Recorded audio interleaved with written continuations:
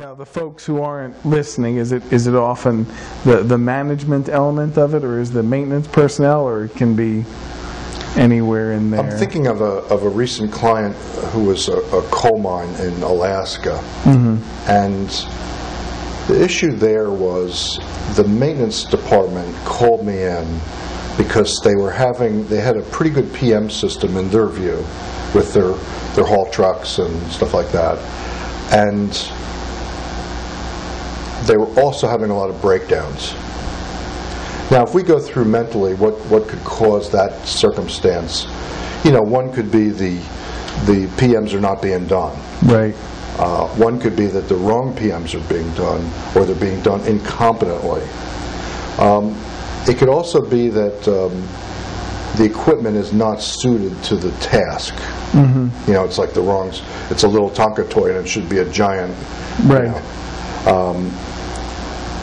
So there's a couple things. When somebody says that, I immediately think of that. So I visit them, and the guys were really competent.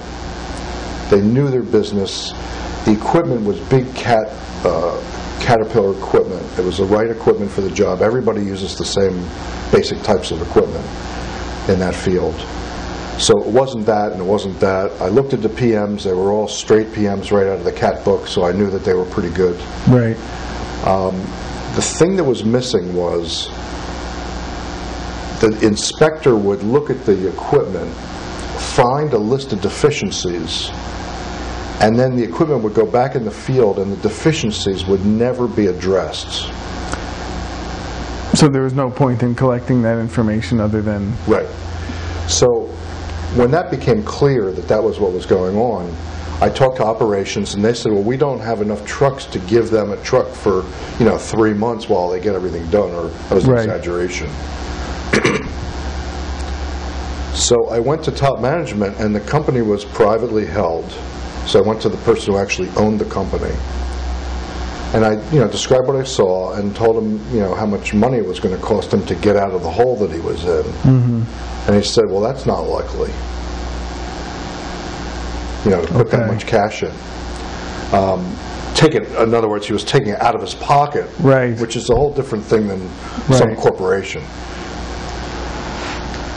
But it was pretty clear early on that he was not a good listener for this, and that the fact that the stuff broke down in the field all the time was an inconvenience to him, even though it was causing his maintenance people to die young. Right. For which all is the effort. Unacceptable cost. Which was totally acceptable. Yeah. It was. But what you're and you've described this in other areas as that's very much a hidden cost of your PM process.